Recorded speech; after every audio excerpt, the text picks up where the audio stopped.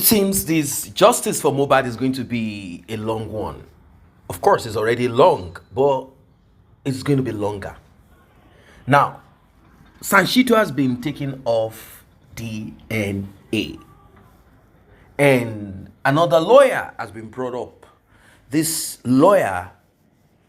at first, people applauded his oratory and the way and manner he expresses himself when it comes to defense. I guess then he was about to get a job and he does not want to be kicked away. So he did what he needed to do. He said what he needed to say. But a huge big shocker dropped on the chest of justice seeker from this same lawyer. We do not know if he has not been briefed properly, or he wants to cash out like the other lawyers. Because what came out of the mouth of this lawyer is unbelievable. Is it working hand in hand? Do not forget that lawyers all over know themselves, particularly the ones that are, the ones that do not even know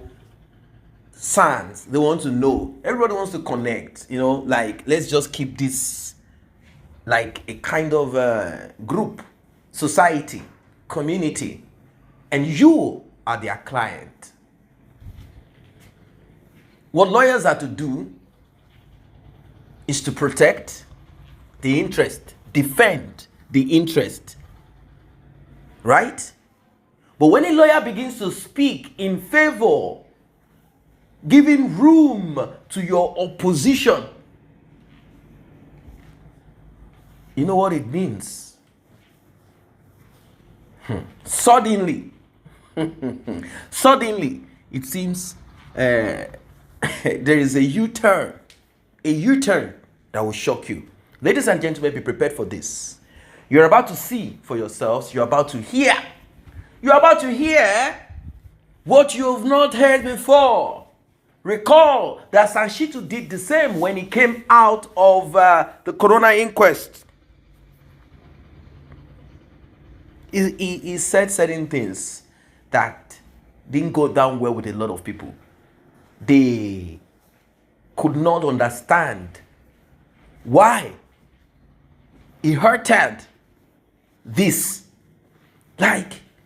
their thoughts is that he was going to speak always in favor of Mohbad and the justice that everyone is seeking alongside Mohbad's father there. That was their thought. But when this man came out, he spoke in a way that people quickly looked at and they said, no. It seems this man is trying to play by the gallery. He does not want to really put himself like directly defending the interest of Mohbad. Why? Is he trying to do this so that should there be a need for Cynthia and her family or relatives or whoever in support of Cynthia need legal services, they will be able to come to him? Is that why? We know that lawyers can be crafty, cunning, but this new lawyer, what exactly is it? Let us find out. Our guest is very, she's gifted with clarity and oratory. What she dropped, let's just watch it. So it will not appear safe I'm the only one talking. Please like and share. Tap on the subscribe button. Apagun wọn pé kí ló dé ìtàlẹ́wà ṣe ní family matter kíní kan má sọ nǹkankan. Wọ́n lè láwọn ò gbọ́ in tó lè fi jẹ́ kí driver tó lóun ò kì í sọ Yorùbá tó lè gbọ́ ó gbọ́ nǹkan díẹ̀díẹ̀ tán sọ olórí burúkú ni olè ní kíní kan driver ló sọ bẹ́ẹ̀ o tọ̀ wọ́n ṣá ń sọ lọ bẹ́ẹ̀ nínú mọ́tò lóhùn kan wọ́n lọ síbi tán fẹ́ lọ nígbà tán fẹ́ wá máa padà bọ̀ wá mo rò pé ìkorò ọkàn wípé ìwọ prime boy in tí mo pè ẹ́ wá bí kọ́ wá ṣe lòun ṣe yìí ó ṣáà sọ wípé family matter ní kìnìkan inú ilé ló yẹ kan inú wa bí Mohbad ló bá lóyá Mohbad ló gbá prime boy lẹ́sẹ̀ ìyẹn ò dẹ̀ gbá padà kò fọwọ́ kàn láti wọn lọ lóhùn kan wọ́n ja ìjà yẹn láti venue ìyẹn Cynthia àti Mohbad ọjà ìjà yẹn tán fi padà kódà driver sọ wípé ṣéènì àwọn olórin tí wọ́n máa ń gbé sáyà pàǹpà yẹn ńṣe ni Cynthia tó ti fìbínú já mọ́ Mohbad lọ́rùn tọ̀ wọ́n ṣàwọnú ilé driver wa sọ nípa ẹ̀rí ẹ̀ òun mo ṣe sọ pé mo ní ẹjọ́ sà ìdílé Alọ́ba ẹ má lọ fọwọ́ ara yín ṣera yín ẹ lọ gbé CTC ẹ lọ gbé CTC ẹjọ́ ẹ torí tọlọ́hun ẹ lọ ṣe kí ni ẹ lọ bá mi gbé fún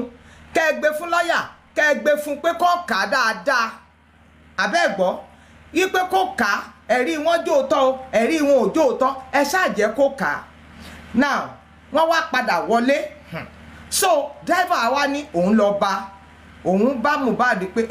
ṣé ẹ mọ̀ wípé báwọn obìnrin ṣe ń ṣe nìyẹn ẹ jọ̀ọ́ ẹ fara mú ẹ má jà mọ́ o tẹ́ bá ti wọlé ó ní bóun ṣe sọ fún Mohbad tó wọlé òun náà dẹ̀ tún lọ bá Cynthia òun dẹ̀ sọ fún wípé wo tó bá ti wọnú ilé má jẹ́ kọ́gà ó tún bínú mọ́ ẹni tí Cynthia fi dá lónìí kó sọ pé ẹni tó máa wọlé sìn tó máa lọ máa sunkún ọ̀gá lọ́yà ṣe mọ̀ wípé ilé tí Mohbad wọ̀ kò jáde láàyè mọ́ o kò jáde láàyè mọ́ rárá ní ọjọ́ tán wọlé torí driver wá sọ wípé ó ní aago kan òru làwọn wọ mọ́tò padà táwọn wọ inú ilé ó nítorí wípé ńgbà tí Mohbad ń bá Primeboy jà ìbínú wípé ó ń bínú ó fi ọwọ́ gbá gíláàsì SUV ó fọ́ òun wá ní òun ò lè lọ́lé àfi tán bá òun tún mọ́tò ṣe so ó ní bóun ṣe gbé wọn délé ẹnu ọ̀nà nínú mọ́tò lòun sùn kò sẹ́ni tó jáde mọ́ nínú gbogbo àwọn táwọn jọ padà sílé ṣùgbọ́n wá sọ wípé ó ní láago 3 òru ó ní wọ́n wá bá òun o wọ́n wá kan gíláàsì ó ní àwọn 3 kan wípé wọ́n sọ pé kóun wá gbé wọn lọ sí ibi tí pharmacy àwọn fẹ́ lọ ra oògùn fún Mohbad ra oògùn fún Mohbad báwo òun ò lè lọ wípé torí pé kò sí epo nínú mọ́tò òun bóyá ń gbòòyà wọ́n ṣàwárí mọ́tò bóyá ti neighbor àbí ti Mohbad tán páàkì sílẹ̀ tó jẹ́ ká ẹ̀ wọ́n ṣàgbé wọn lọ òun wà ń bẹ̀ nígbà tílẹ̀ fi máa mọ́ around bóyá before 9 ó ní ẹni tó jáde sí òun ni Cynthia nígbà tó rí òun ló sọ pé ó sì wà ń bíbà ó lóun dẹ̀ dáhùn wípé òun fẹ́ make sure wípé wọ́n bá òun ṣe gíláàsì òun o kóun ó tó lọ ó ní ó dẹ̀ arrange fún òun bá ti tòun lọ that was Monday morning òun ò rí Mohbad o torí wọ́n béèrè lọ́wọ́ ẹ̀ láàárọ̀ ọjọ́ Monday nìyẹn which was 11th ó ní ṣùgbọ́n lo and behold by his own witness lo and behold on the 12th láago 9 láàárọ̀ ó ní wọ́n wá pé òun wípé kóun máa lọ sí police station ó lóun ní police station òun béèrè lọ́wọ́ ìyàwó òun pé you get case àbí my brother get case ó nítorí pé wọ́n pe òun wípé kóun máa lọ síbẹ̀ ó ní ìgbà tọ́rọ̀ náà fi máa yé òun dáadáa ó jẹ́ ọ̀gá òun tó pè òun pé kóun wá lọ gbé Mohbad ní ọjọ́ Sunday wípé ó sọ wípé ẹni tó máa gbé lọ sí show ó mà ti kú that was before 12 o'clock on that 12 tí àwọn ń claim yìí o ṣùgbọ́n òun ló jẹ́ ká nọ́ọ̀sì tó wá dé nọ́ọ̀sì tán pè pé kó wá treat Mohbad òun lòun wọ ilé Mohbad ní 2:30 a.m. So lawyer that you are saying wípé he now left from where? ẹjọ́ ẹ torí tọ́lọ́run ẹ̀yin tẹ́ máa ń brief àwọn lọ́yà Alọ́ba bàbá Mohbad briefing tẹ́ ń brief wọn yìí tá a bá mọ̀ wípé kò sí ẹni tó tẹnu ẹ̀ tó mú pétépété láti ṣàlàyé torí ọ̀rọ̀ lọ́yà bí ẹni táàrẹ̀ ń ṣe ni kán tó ṣe test fún òkè nísìn òde hospital wọ́n ní ara ẹ̀ ń gbóná àmì wọ́n rí ẹ wípé ojókòó kí ló ń ṣe ẹ́ mò ń wúkọ́ ara mi ń gbóná nǹkan kan ṣe náà ṣẹ̀ṣẹ̀ máa recommend test yìí tó bá fẹ́ nu ẹ sọ ni nítorí sì ẹ pariwo Ọládayọ̀ Ògúngbè his briefing must be comprehensive kì í ṣe pé kẹ́kọ̀ọ́ máa sọ ìdílé Alọ́ba wọ́n sọ pé kí ni níbo lọ̀rọ̀ yẹn ti bẹ̀rẹ̀ gangan òun ni kẹ́ ẹ ṣe ọ̀gá Ọládayọ̀ ẹ jọ̀ọ́ ẹ wo ẹ̀yin tẹ́ ẹ bá gé kí ẹ bá gé kínní kí ẹ bá mi gé ibi tí mo ti ṣàlàyé wípé níbi tọ́rọ̀ náà ti bẹ̀rẹ̀ now ìyẹn aspect ti kínní nìyẹn kí n bí lè sọ báwo wá ní aspect ti bàbá Mohbad sọ wípé ní ọjọ́ Tuesday wọ́n pe òun lára ń fọ́ nírọ̀lẹ́ ìyá Mohbad ni o ó ní wọ́n sọ pé ara Mohbad ò yá ó ló dẹ̀ ó ní àwọn àti ẹni tán jọ ń lọ ìyá Túndé nìyẹn fámílì àwọn Adébánjọ wọ́n kọjá fìrì níwájú òun níbi tóun dúró sí wọn tí ẹ fi tòun ṣe mọ́ lẹ́ni tó ti pè òun tẹ́lẹ̀tẹ́lẹ̀ ó lóun bá ńgbà tó ti kọjá lórí ọ̀kadà òun wá tẹ̀lé wọn ó de tí odò fẹ́ rí táwọn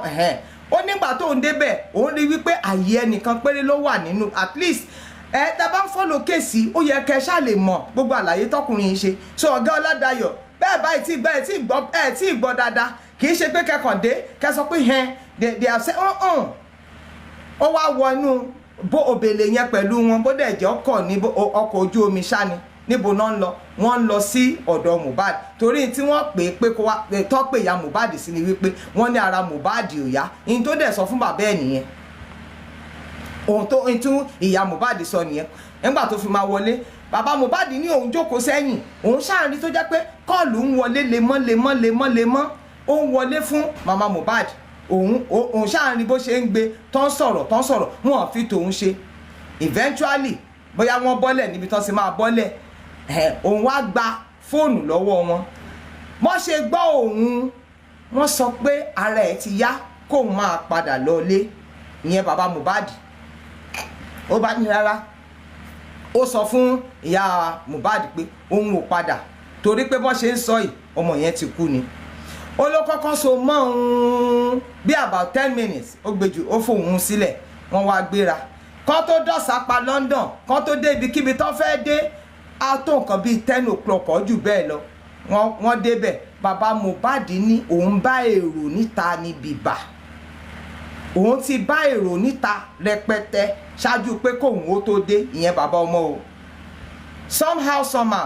ọwọ́ kan ṣáàgbégbá kíchìnì ó wọnú ilé ó gòkè lọ níbi tí òun àtọmọ òun tóun ti máa ń sọ̀rọ̀ ibẹ̀ ló wọ̀ it's not towel sir he said duvet a duvet is the bed sheet àbí ẹ̀yin olóyìnbó lẹ mọ̀ because the man said I saw a duvet tó jẹ́ wípé ó kún fún ẹ̀jẹ̀ ó ní ibi tóun ti gòkè lọ lòun ti gbọ́ téèyàn kan pè òun láti ìsàlẹ̀ ìyẹn lifestyle ni wípé kó máa bọ̀ Mohbad wà ń bí ó máa débẹ̀ ó bá Mohbad lábẹ́ staircase wọ́n ti gbé ìyọ̀lé láyà ọ̀gásà dábàá bọ̀dá Adayọ̀ Ògúngbè ẹ máa gbọ́ òun ti bá tán ti gbé iyọ̀ sí láyà kí ló ṣẹlẹ̀ ó ń béèrè lọ́wọ́ wọn ẹni tán béèrè lọ́wọ́ ẹ̀ gẹ́lẹ́ tó ń jẹ́ girlfriend ẹ̀ ní tó kọ́kọ́ dáhùn ní wípé wọ́n ló react sí bóyá wọ́n ló react sí injection I think that was what she said ìyẹn kọ́ jẹ́ the next thing tó máa follow ẹ ni pé bàbá ẹ gbé kẹ lọ ro kẹ máa gbé lọ Èkìtì kẹ lọ ro at that time èmi sọ ti aspect ti alọ́bàánsìn ẹni tó jẹ́ wípé ó bá òkú ọmọ lábẹ́ staircase bọ̀dá Adayọ̀ Ògúngbè kí lẹ ní kó ṣe akọ́kọ́ ṣe bí ẹni wípé mo gbàdúrà pé sẹ́ ẹ̀yin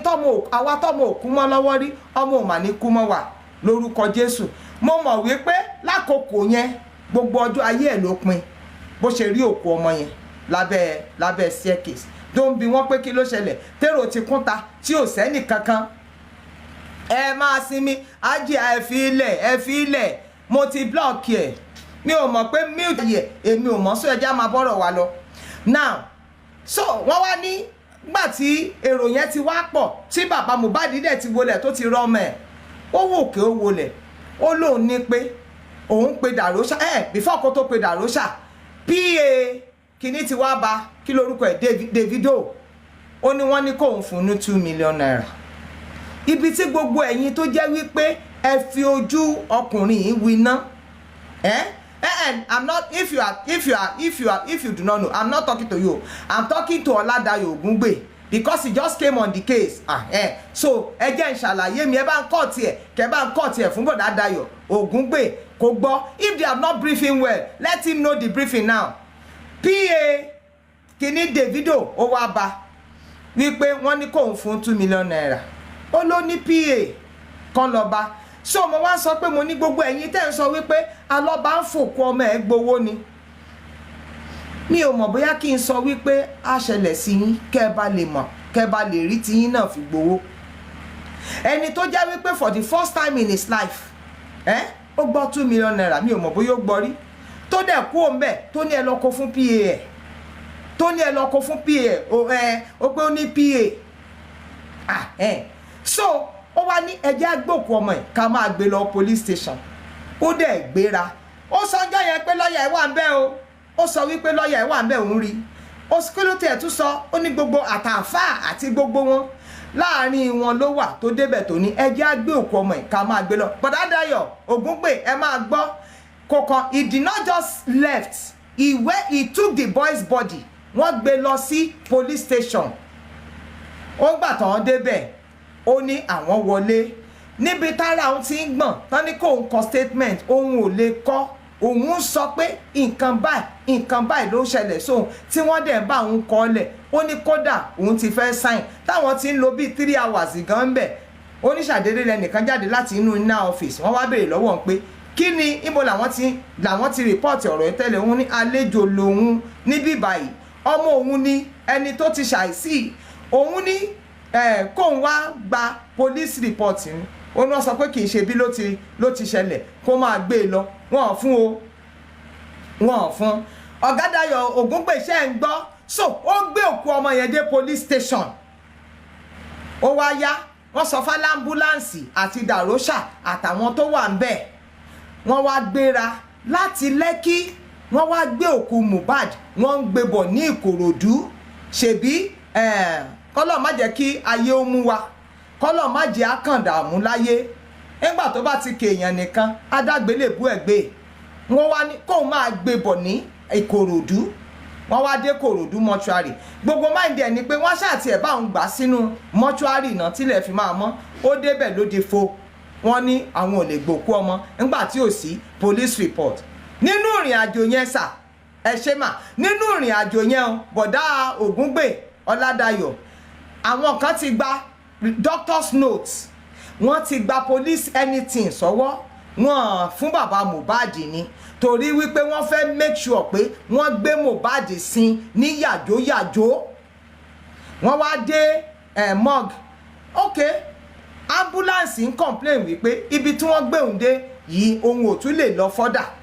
wípé kán fòun lẹ̀ wọ́n wá lọ wá ambulance míì kí bàbá Mohbad tó kúrò ńbẹ̀ gbogbo mind ẹ̀ ní pé inú ambulance míì náà gbé òkú Mohbad sí pé ok ẹ jẹ́ kóun ó máa lọ so Ọ̀gá Ọládayọ̀ he didn't just go he left from Lekki at Orchid nílé Mohbad ó gbé òkú ọmọ ẹ̀ lọ sí police station náà láti lọ gba police report ẹ níyẹn ní mind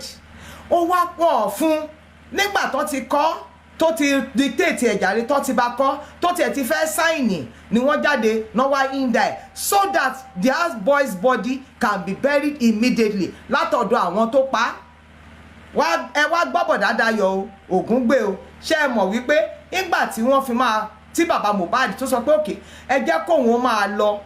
máa lọ sílé kóun lọ ṣètò ibi tán bá máa sin sí ìjọ abáṣàríbi níbi ń wọlẹ̀ gbogbo òru ló fi rìn o kì í ṣe wípé òru yẹn náà sí Mohbad wọ́n sì padà lọ òun padà lọ lé kán tó gbẹ́lẹ̀ kán tó ṣe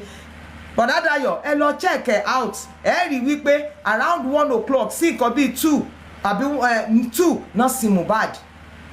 ní on the 13 so that is the update about baba Mohbad ò sí ńbẹ̀ nígbà tí wọ́n sin gbogbo ìgbìyànjú tóun gbìyànjú òun ni wípé kóun lè gbé òkú ọmọ yẹn pamọ́ now you now said wípé wọ́n ní after about 2-3 days lóòótọ́ ni because àwọn èèyàn nígbà tí wọ́n rí fídíò Mohbad is dead lẹ́yìn ẹ̀ náà wò pé ṣe bí celebrity lọ́mọ ẹ̀ in between ẹ̀ in tí wọ́n sọ fún yín ni wípé kíákíá èmi gbà pé Ọlọ́run Mohbad ti bẹ̀rẹ̀ sí ní ṣiṣẹ́ torí ẹ tó kọ́kọ́ bọ́ sórí agbágbé òun ni kí lorúkọ ẹ̀ Kàrímọ́ tó ní àwọn bẹ bàbá Mohbad bẹ́ẹ̀ ó lóun bá sọ̀rọ̀ for over 8 hours wípé kó má lọ sin ọmọ ẹ̀ lóru yẹn wọ́n fún bàbá baálẹ̀ ẹnìkan tó ń sọ pé baálẹ̀ ní area ẹ̀lẹ́ ìgbẹ̀rígbẹ̀ wọ́n ní bóyá wọ́n ti fún lówó ni lòun náà ní òtòrú náà ti fẹ́ sin kíníkan bọ̀ Kàrímọ́ àwọn ìdílé Adébánjọ àwọn ni wọ́n kọ́kọ́ dá ogun ti bàbá Mohbad lẹ́yìn tó jẹ́ wípé wọ́n fi kú pa ọmọ yẹn mọ́ lọ́wọ́ wọ́n ní pé for 8 hours ló fi wà lórí fóònù lórí Daddy Freeze live ló ti sọ tí wọ́n interview ẹ̀ tó sọ wípé kọ́ba àwọn náà lọ gbé ọmọ yẹn sí, giving the impression to the public that Baba Mohbad buried Mohbad alive. Ẹni tó jẹ́ pé wọ́n ti bá iyọ̀ láyà ẹ̀, ó gbé láti police station, ó kú òǹbẹ̀, ó bọ́ sí morgue, kò sẹ́ni tó gbà á, ṣé kó lọ gbókù ọmọ jẹ ni? Bọ̀dá Dayọ̀ ṣẹ́ ń gbọ́ báyìí tọ̀ ó wá, so ìyẹn ló instigate àwọn public wípé how can a celebrity be horridly buried? Ariwo yẹn ni wọ́n pa. Bọ̀dá ẹ jẹ́ sọ fún yín o, àwọn ìjọba Èkó tí mọ ọwọ́ àwọn tó wà ńbẹ̀ ńgbà náà ni o, torí wípé lójú tiwọn àpagbé ni àjẹgbé ni gúnjẹbọ, àwọn ti ṣe lé àwọn ti ṣe ná, wọn mọ̀ pé ó máa padà di iṣu atayanyan tó dà yìí o. So kẹ́ bá lè mọ̀ wípé ẹ nílò láti mọ òkodoro ọ̀rọ̀ ẹ̀ẹ́dẹ̀ bá ń tàpù náà. Kí ló ṣẹlẹ̀? Lagos State ló sọ Fálànà gan tó sọ wípé kí wọ́n ṣe ẹjọ́ tí Kàrímọ́ tó lọ rò fún ni wípé bàbá Mohbad property ló ń lé, Naira Marley ni ibi tó kọjú sí nìyẹn, ibẹ̀ yẹn náà kọjú ọ̀rọ̀ sí, ló fi di wípé òkè kan dá kòrónà lẹ̀. Fálànà gan kan ló bẹ̀rẹ̀ ọ̀rọ̀ yìí fúnra rẹ̀, ìyàwó ẹ̀ ló fi sí, torí pé ó ti wò wípé òkè ìtọ́ máa lè mójútó ni fúnra wọn. So èkéní witness, èkejì witness, nígbà táwọn èèyàn ti rí pé ọ̀rọ̀ wọn yóò jọ nǹkan kan mọ́, kò jọra wọn, wọ́n wá ń dúró de wípé ṣebí girlfriend ẹ̀ náà wà nù ilé, àwa sọ ìyàwó náà pè ń gbà náà o, ìyàwó ẹ̀ wà nù ilé, àwọn ṣàlọ́mọ wà lọ́wọ́ ẹ̀, at least òun lọ̀rọ̀ yìí kàn ó máa lè wá sọ tẹnu ẹ̀. I think she came in November. Ìgbòho dé ló hàn pé ejò ti lọ́wọ́ nú, bóyá kó tó give witness ẹ̀ òun ni very dark man, torí very dark man ló kọ́kọ́ sọ̀rọ̀, because people were listening and they were running for information. Iyabo Ojo sọ̀rọ̀, very dark man ní sọ̀rọ̀, but kí very dark man tó sọ̀rọ̀ rárá, Iyabo Ojo àtàwọn cohort ló kọ́kọ́ sọ̀rọ̀. Kódà wọ́n tiẹ̀ ti lọ ná pósí, wọ́n ti ṣe gbogbo ẹ̀ pé nǹkan báyìí làwọn máa ṣe, ìgbésẹ̀ báyìí làwọn máa gbé, because they felt that tó bá ti ṣe autopsy tán ó yẹ ká lè dá Mohbad padà sínú ilé padà. So ebony casket ó ti ní pé kán wá wo kinní, wọ́n ti ń decide the burial site ibi tó máa gbé sí. Then very dark man said, báwo lẹni tọ́kọ kú mọ́ lórí ṣe máa ríran rí túwìtì àbí kí lẹ̀ ń pè lórí Twitter tó máa rí túwìtì mẹ́jọ kan tán? Ó ní kán lọ fura sí o, wípé kán jẹ́ kán ṣe DNA. Ibi tí àkàrà ti tú sépo nìyẹn. Kàrímọ́ bá tutọ́ sókè ló gbiná jẹ, ló lóun máa súwẹ̀ 300 million. Kinní kan fi gbágbá ṣe àwo kòkó bàbá ṣàsùn. Lórí ọ̀rọ̀ wípé kán lọ ṣe DNA. African television man náà gan àwọn náà kọ́kọ́ gbéra wọn bí èèyàn tó tọ́, kí Wunmi jáde kó wá gba 10 million naira nítorí pé kí ni àwọn counterpart òun, àwọn partner òun láti ìlú òyìnbó, gbogbo wọn ọmọ ò wá jáde. Èmi tí ẹ̀ kọ́kọ́ kan jọ yẹn pé ẹ wá gbọ́ 10 million naira tán yányán, ó yẹ kó gbọ́mọ yìí síta o. Eré la máa pé, àwàdà la máa pé. Ọ̀gá Dayọ̀ Ògúngbè ìrìn àjò yẹn láti wà. Àwọn nígbà tí ọ̀rọ̀ DNA wá bọ́ síta, wọ́n ṣe pín sí méjì nìyẹn, bí group ṣe pín sí méjì nìyẹn, and that is the truth. Àwọn kan wá dúró before kó tiẹ̀ tó di wípé ọ̀rọ̀ DNA bọ́ síta. Àwọn BBC, I think BBC Yorùbá, wọ́n lọ interview bàbá Alọ́ba, ló wá ṣàlàyé pé òun ò kúkú sin ọmọ láàyè rárá, òun ò sin láàyè, wípé báyìí ní ìgbésẹ̀ tó ń gbé, òun dé police station wọn fún un ní report, òun dé mọ́ọ̀gì wọn gbà, kí ni kóun ṣe kóun gbọ́ òkú ọmọ lọ jẹ ni, nǹkan báyìí ló ṣẹlẹ̀, ó ti tán. Báwo èèyàn ṣe wá wò pé ọ̀rọ̀ yìí tí màá wá ń da bó ṣe ń dà yìí, wọ́n ṣe tò sẹ́yìn àwọn tó tò sẹ́yìn bàbá Mohbad, tò sẹ́yìn bàbá Mohbad, àwọn tó ibi tí Kàrímọ́ ti ń sọ̀rọ̀ bí ẹni pé ilé ọlá làwọn ti wá, ilé olówó ni, ọlá àwọn pọ̀ tó bẹ́ẹ̀, wọ́n fojú wípé àwọn oní property. Rí wípé títí di àárọ̀ ìsà ọ̀gá Ọládayọ̀ tẹ́ ẹ bá bọ́ sórí social media, everything tó ń tẹnu sí tí àjáde ni pé property ni bàbá Mohbad lé títí dàkókò yìí, because that was the narrative they sold to the public. Ṣáwà òkúkú mọ̀ wípé ibi tó àwọn tó mọ Instagram they didn't go there, so they took the Instagram page and cover it with so much emotion, and people began to like follow after her because wọ́n sọ wípé widows victimization ni wọ́n ń ṣe. Widows victimization, ẹni tó sọ̀rọ̀ reasonably tó jẹ́ kí attention everybody wà wípé lóòótọ́ ni na báwo lọ́kọ èèyàn ṣe máa kú tó dẹ̀ máa tweet wípé they have taken it from me, who are they àti gbogbo nǹkan lọ ṣe DNA ló bá di kọ̀. Spokesperson ẹ̀ lẹ́ni tó kọ́kọ́ pariwo jáde tẹ́lẹ̀ tó sọ wípé kọ́ gbé Naira Marley o, kọ́ gbé Sam Larry. In the course of it, sir, Ọ̀gá Ọládayọ̀ Ògúngbè, Naira Marley, Sam Larry, they were not in the country. They were ṣẹ́rípa ẹ̀dàkùn ẹ̀ má jẹ́ sọ òyìnbó burúkú ṣẹ́rípa ṣé téèyàn bá wà ní outside the country téèyàn bá wà ní outside the country tó bá wá gbéyàn padà wá kí náà pè ṣé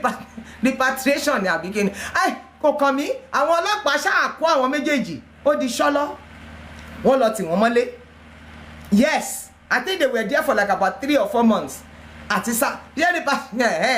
jàre àti Sam Larry o àti Naira Marley wọ́n tì wọ́n mọ́lé. God bless you. Pẹ̀lú prime boy tí wọ́n padà because wọ́n sọ wípé wọ́n gbé sà mo ti lò repatriate, wọ́n repatriate wọn láti ibi tán wà, èyí tó wà ní Amsterdam, èyí tó wà ní Dublin, gbogbo wọn pátá àwọn méjèèjì wọ́n kó wọn wá. Wọ́n ti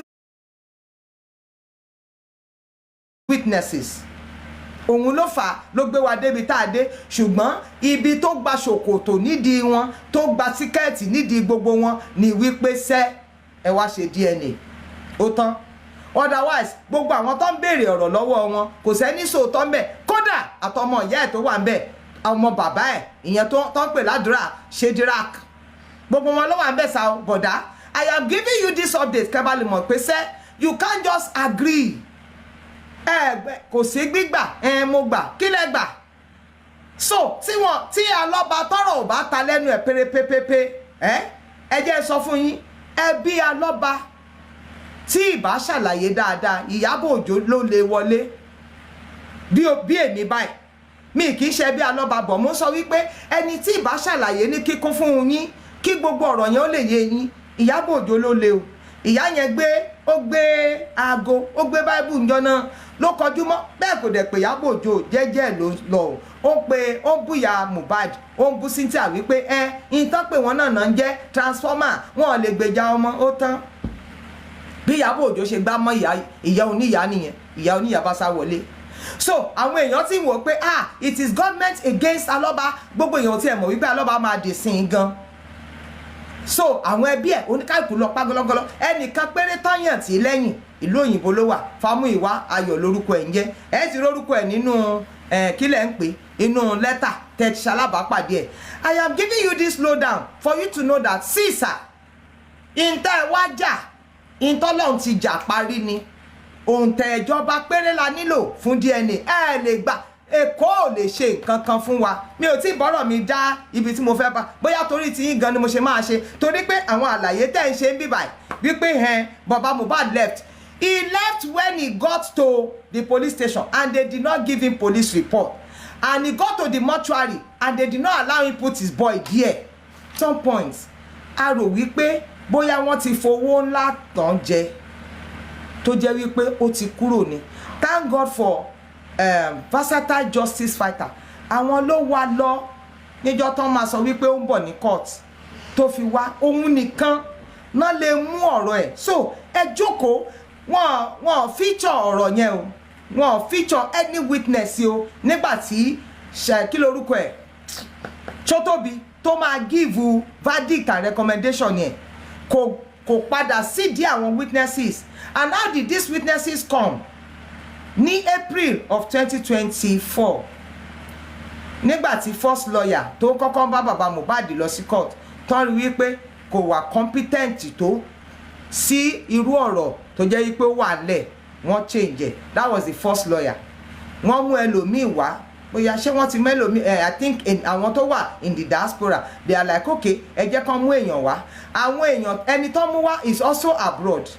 bóyá àwọn ọmọ kéékèèké ẹ̀ ló wà níbí báyìí àbọ̀ ọmọ bíbí inú ẹ̀, you know, and they were running the case not satisfactorily. Eventually they got to know wípé tí wọn bá mú a lawyer of competent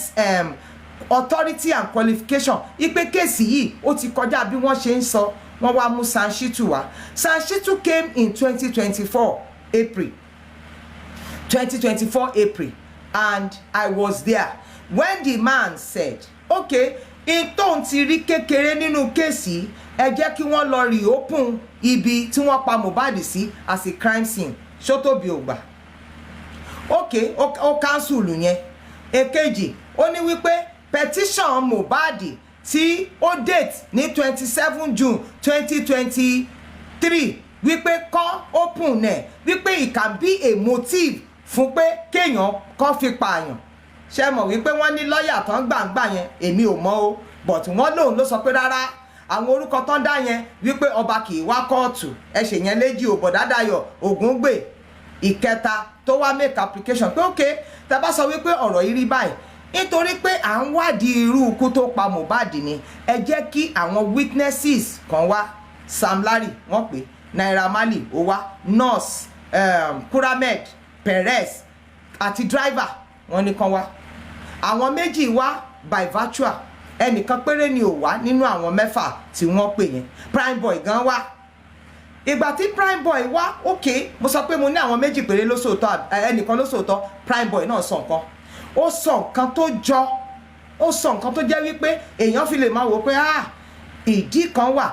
Ọ̀rọ̀ tó sọ òun ló jẹ́ kí wọ́n tẹnu mọ́ tá emphasize wípé kó present DNA matter. Brother Dayọ̀ Ògúngbè, ẹ bá mi pé Dayọ̀ Ògúngbè, because I am giving you the briefing now. Wọ́n ní wípé witness Prime Boy Owódùn ní wọ́n ti ti òun náà mọ́lé ń gbà yẹn o, wọ́n ti spending mọ́lé o, tó ti release gbogbo wọn náà. Ó wá sọ wípé Mohbad sọ pé ẹ̀ẹ̀mélòó lòun bá lájọṣepọ̀ tí tó fi sọ pé òun ni Sanshitu sọ pé okay, if that is the case, ẹ jẹ́ kí wọ́n consider DNA, consider DNA. Ṣé you understand? Náà ló sọ pé bó ṣe ń pè mí ni mò ń gbọ́, ṣé ìwọ ni? So wọ́n wá ní magistrate Ṣótóbi, ó ní wípé kóòtù eléyìí tó jẹ́ corona yìí, ó ní àwọn ò wá find out nípa family matter. Ó ní DNA is for the family court pé kán máa lọ síbẹ̀. Ó ní tó pa Mohbad làwọn wá. So the family court was handling the DNA. Òun náà lẹ wá báyìí o. Ọ̀rọ̀ family òun ni DNA kò kan ìjọba. Wọ́n ní táwọn wá find out ní pé kí ló pa Mohbad o. So kí ló kù tó yẹ kí n sọ? Orúkọ tó wà lórí petition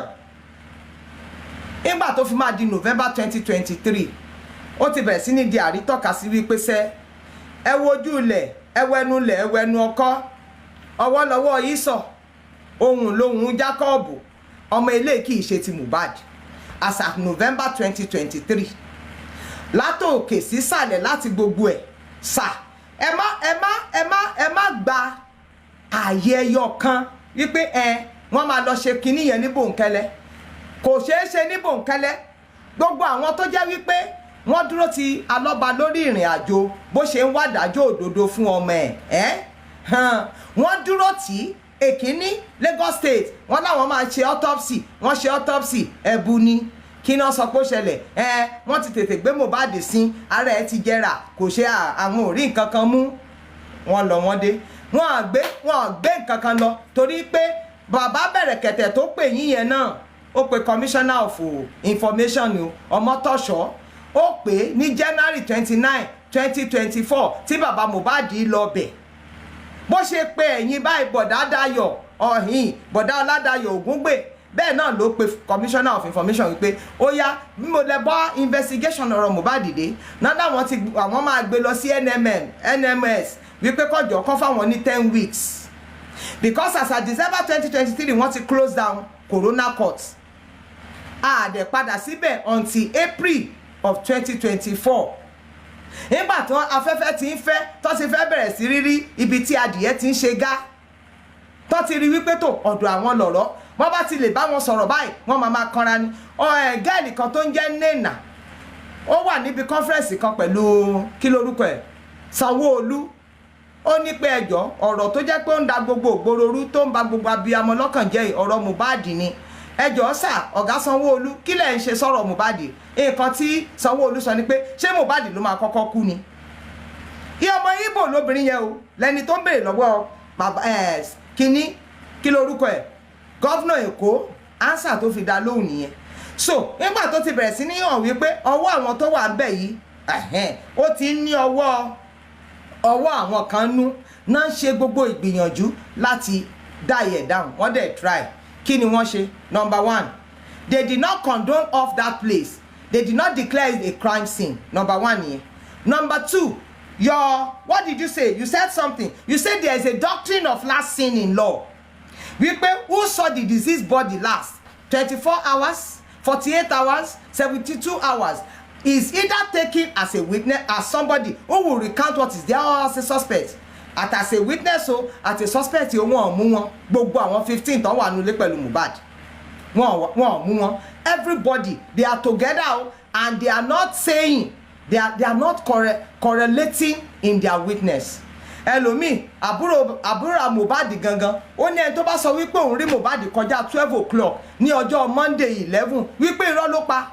wọn kà á kún so ọ̀gá Ọládayọ̀ ẹ bá mi pé Ọládayọ̀ bá broda ṣe rí pé mo fi broda kún báyìí wípé ṣe go and look at the CTC very well if Aloba did not explain to you I'm explaining on behalf of the public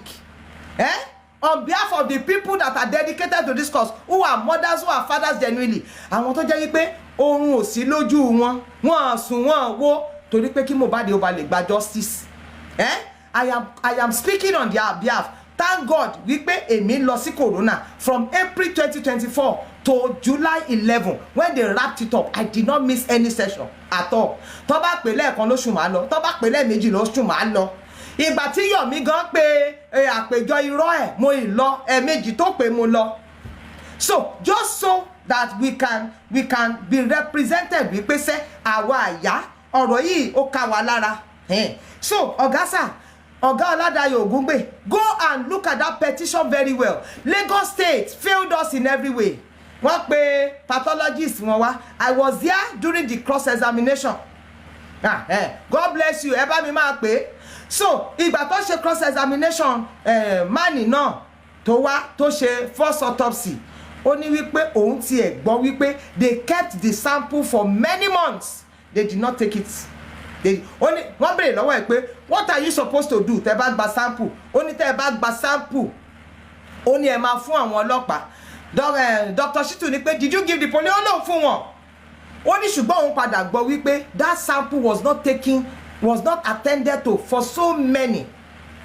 months so wọ́n gbé nǹkan kan kú so bọ̀dọ̀ Ògúngbè ẹjọ́ ẹ torí tọ́lọ́run go and get the CTC of this is Oladayo not Adedayo Ògúngbè the new lawyer of Aloba's family I am giving him the briefing of the whole matter that Mohbad spy ó ní ọwọ́ kan ìkà nínú láti on the 25th of June 2023 tó wà ní Elégùṣì beach ó gẹ̀dẹ̀ sọ fún bàbá ẹ̀ ó ní ọba kan lé òun káàkiri ó sọ ọba náà ló dá orúkọ ẹ̀ sínú kínní ìwé òkè ń purọ́ ọ̀gá go on the social media sir go and check out the petition of Mohbad ó kọ wípé sẹ́ Orchid ó kọ orúkọ ẹ̀ síbẹ̀ ohun ìlérí olúwo ó dẹ̀ sáìnì ẹ̀ síbẹ̀ but that is the update I am giving to you now so tí ẹnu ọlọ́ba kò bá mú tótótótótó èmi tètè ń ṣàlàyé gẹ́gẹ́ bí abiyamọ on behalf of every mothers on behalf of every fathers that are genuine tọ́ so ọ̀rọ̀ kìdẹ̀ ń sọ̀rọ̀ pamọ́pamọ́ bí bàbá ẹ̀ ṣe sọ ó ní ẹni tó bí nínú ọjà wọn ẹ̀ gbọ́rọ̀ ẹ̀ pamọ́ ó ti dọ̀rọ̀ ariwo tí wọ́n bá sọ̀fù lórí ọ̀rọ̀ Mohbad ó yẹ kó rùn jáde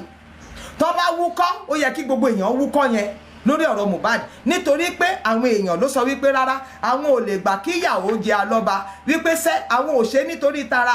àwọn ṣe nítorí tọmọ àwọn wípé kọjọ́ ọ̀la orílẹ̀-èdè Nàìjíríà ó ba lè dá bọ̀dá Dayọ̀ Ògúngbè mo ti ṣàlàyé ti tèmi báyọ̀ so please go and look at the CTC they have done everything to frustrate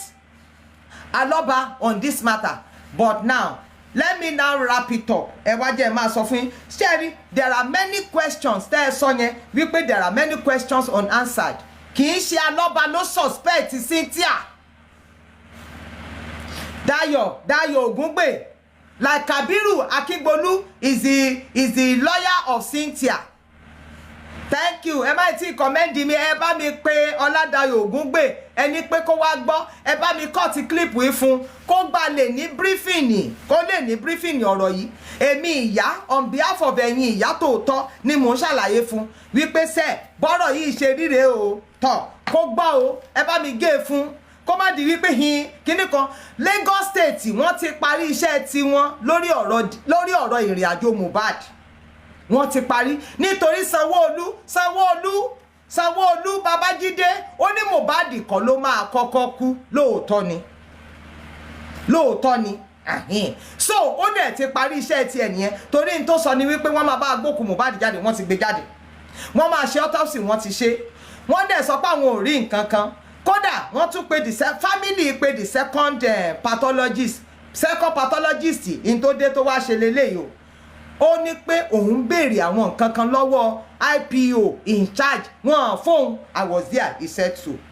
wọ́n fún so that kó má bàa rí ìfín inú kókò kó má bàa rí tú. Òun náà tún dé ni undetermined ni. Àwa dúpẹ́ pé wọ́n determine àbí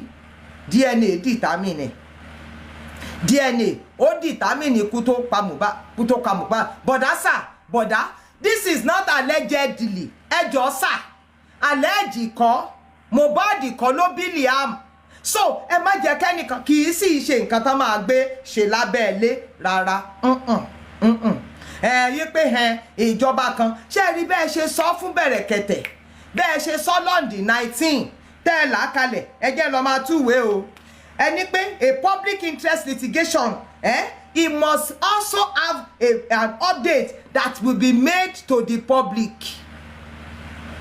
Tẹ́ ẹ bá ní ṣe, ẹ tètè sọ pé ẹ ṣe. Ẹnìkan kúkú ti lóhun ò ṣe tẹ́lẹ̀, Sanṣítù ó lóhun ò ṣe. Ká tiẹ̀ dúpẹ́ pé Sanṣítù kan ló wà ńbẹ̀ lánàá.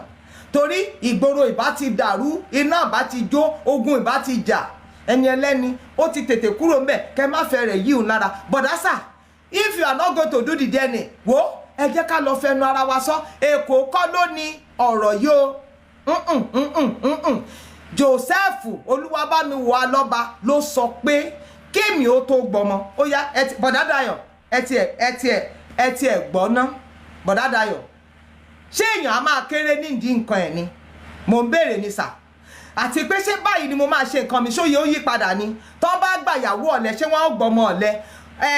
Túnfúlù, because níta máa pe ọmọ kékeré yẹn nìyẹn, Túnfúlù là ń pè wọ́n. Ẹ sọ wípé kó járe dùnnú Fálọ́ba ni àbí? Ṣèbí wọ́n ti gbà kan lọ lọ́wọ́ ẹ̀. Bàbá ìgbélé náà kẹ́ fi di. Ṣùgbọ́n kì í ṣe wípé kó wá gbé ọmọ sọ́wọ́ kó wá dọ̀la lẹ́yìn tó ti rèé, lẹ́yìn tó ti fi mílìkì sí lẹ́nu, tó ti rán lọ sí school kan tún dé. Òun fúnra ẹ̀ náà tiẹ̀ máa pa this time around torí wípé ọmọ yẹn kò lè sun ọwọ́ ẹnikẹ́ni. Sòsà ọ̀rọ̀ tẹ́ ẹ wá dá sí tá a bá ṣàlàyé ẹ̀ fún yín dáadáa ó ṣojú mi o. Òní àti April 2024 tí mo ti ń lọ òun ni mo sọ fún yín yẹn tí Alọ́ba ò bá ta lẹ́nu bí Alọ́ba ò ta lẹ́nu èmi náà ò ní mo ta lẹ́nu ṣùgbọ́n níwọ̀nba Mohbad ò jẹ́ àsùn on the 25 June 2025 ló wá gbàpò tí lójókòó tì mí. Mo ní mo fẹ́ máa lọ lé mi bóyá ń bá jíjọ́ yẹn ní bá wá sọ pé mi ò ṣe justice mọ́. Ó ní kó báàgì mi ilẹ̀ SBS ẹ̀hún wípé òun ò gbà kí n lọ. Prime boy ọ̀rọ̀ ti kàn ẹ́ báyìí. Prime boy ó máa sọ wípé Mohbad ò sọ fún ẹ pé òun ti bímọ síta tẹ́lẹ̀tẹ́lẹ̀ àbó mọ̀ pé nǹkan tó jẹ́ kó kú nìyẹn. Wọ́n pè ẹ́ sìn ìjọ tí wọ́n kọ orúkọ ẹ̀ mọ́ wípé kíní pè ẹ́ kí lorúkọ ẹ̀ Sanṣítù wípé wọ́n kọ orúkọ ẹ̀. Àwọn ọ̀dẹ̀ tọ́rọ̀ òye wọ́n bẹ̀rẹ̀ sí ní kó ọ̀rọ̀ burúkú sínú ẹ̀. Ìwọ náà bí ọmọdé ó refuse láti grow, ó support wọn, ó ṣépè sí bàbá Mohbad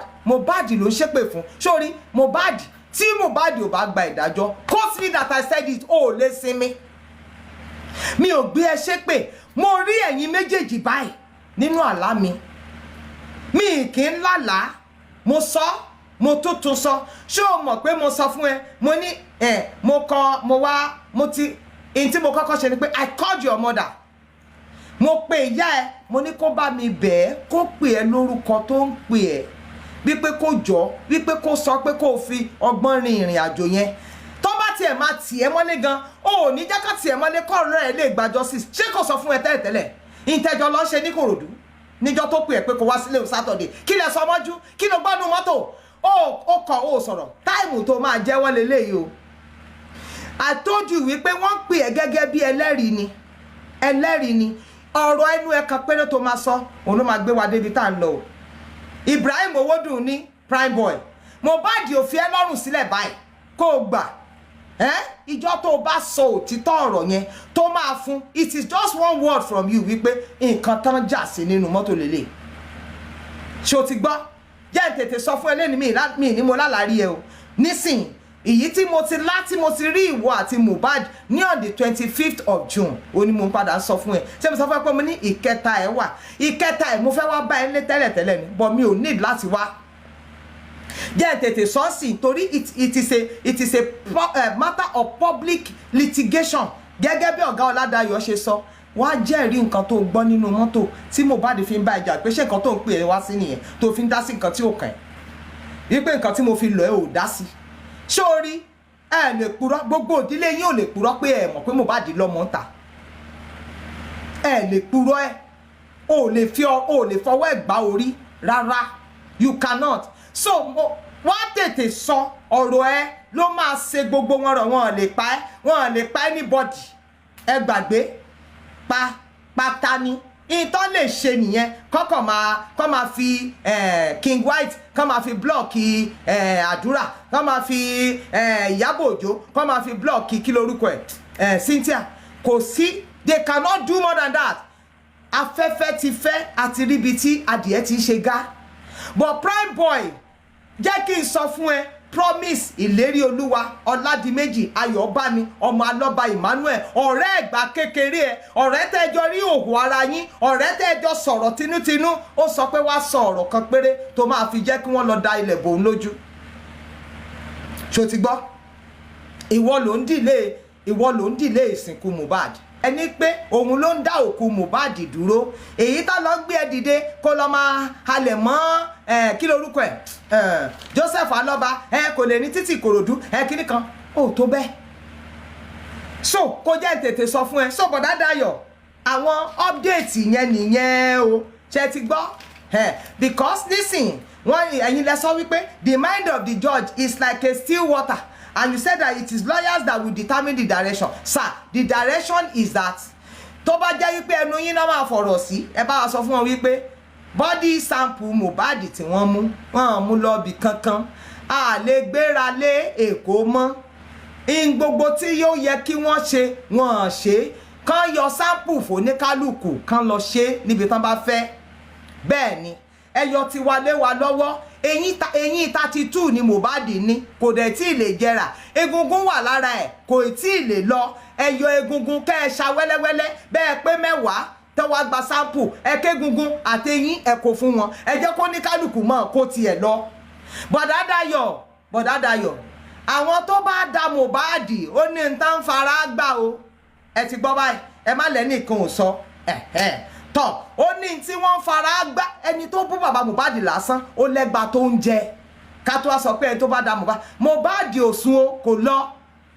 kò lọ bí kankan ó jókòó pa àpótí ló gbé tó jẹ́ wípé ó jókòó tó kú ẹ̀ tó nítorí tó dẹ̀ fi máa gba justice rẹ̀ kò ṣẹ̀wọ̀n ògo tó ń dìde kò patẹ́nì míì lára ó ń ṣe tiẹ̀ ní kàn bá fílẹ̀ kàn jẹ́ kó máa ṣayé ẹ̀ lọ bó bá jẹ́ pọ́mọ yìí náà lẹ fẹ́ gbà lọ́wọ́ ẹ gbà yóò bí mi nígbà tí ìṣe pé àtọ̀ ẹ̀ kú bàbá ẹ̀ ó bí mẹ́ta látara ìyá Mohbad ó bí mẹ́ta látara stepmother Nokia ó tún rí kan fi lé ẹ dákun ṣé wọ́n yàgàn lé ẹ̀ ni wọ́n yàgàn náà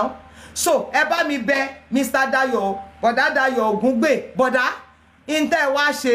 ìyí tẹ́ fi sọ wípé in gbogbo tí Lagos State bá ṣe ló tẹ́ yín lọ́rùn brother sir say you are not doing tẹ́ ẹ̀ bá nílé sọ pé pé ó ti ṣe so ẹ jẹ́ torí tọ́lọ́run help me spread this message. Make sure wípé ìṣe lẹ ṣe kíni lẹ bá mi kọ́ tiẹ̀ tí bọ̀dá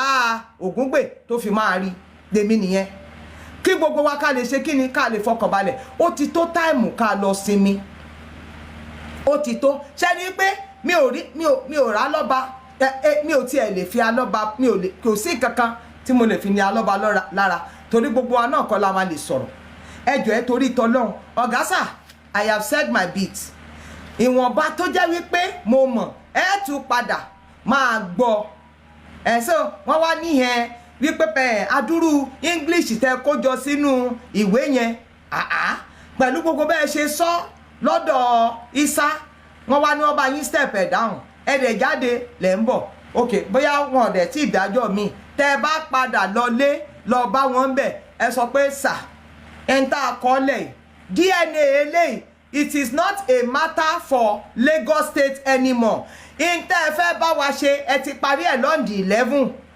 and it is true ẹ ti gbé recommendation yín lẹ̀ ẹ ti kọ verdict yín kí wá ló tún ṣe kàn yín kò kàn yín mọ́. Family matter is DNA.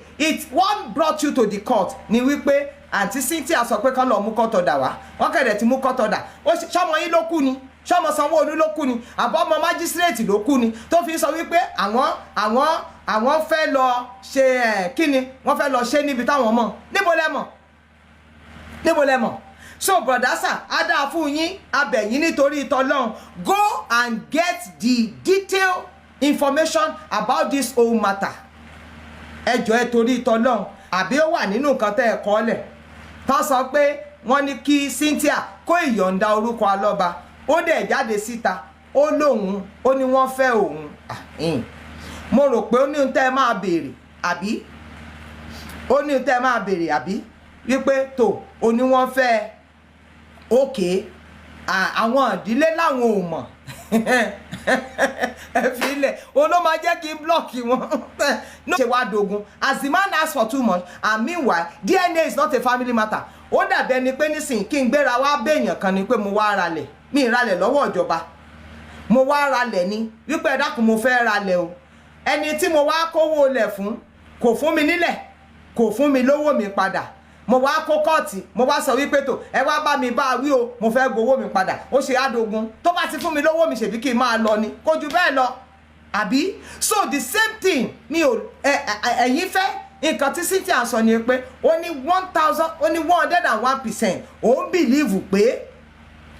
Mohbad ló lọ́mọ kárí ọkọ mi in tó dáa náà ni ṣùgbọ́n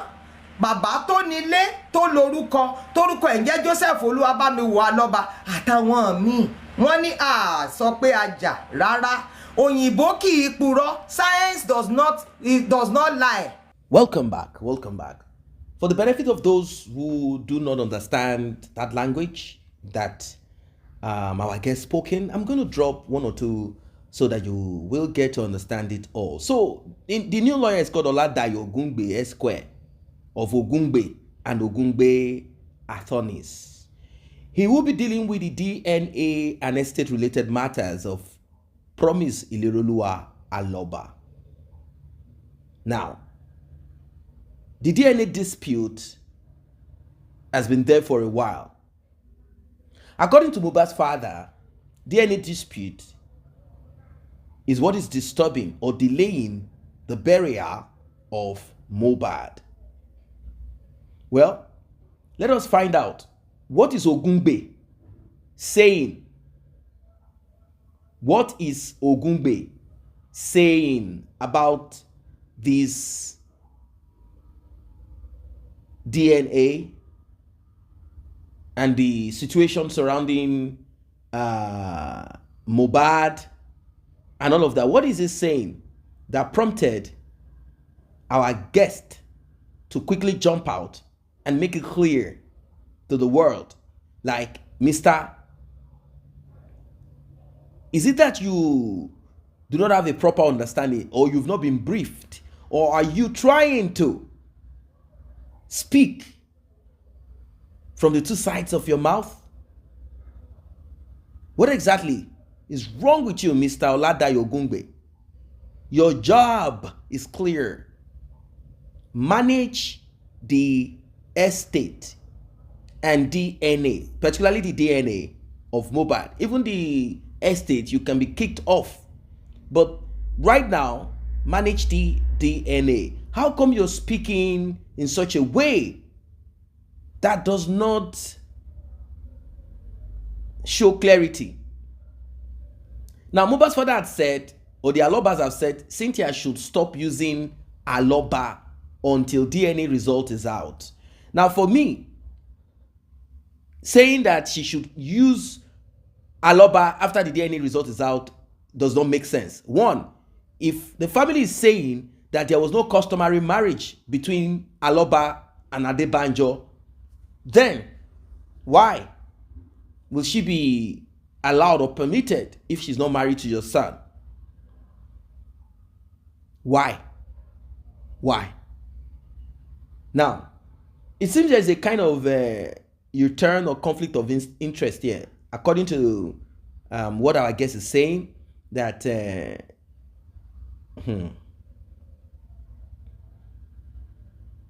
she's kind of observant and she does not trust this lawyer. She doesn't trust the lawyer at all. Like, the lawyer is saying words, things, utterances that is not really giving that vibe. It's not giving that vibe of sincerity. Like Oladayo Gungbe, you are not giving that vibe of sincerity. Like, your words are somewhat in support of Cynthia in a way. That's what people are feeling. People are feeling that your words are not sincere. So he addressed the public, and some of the things he said,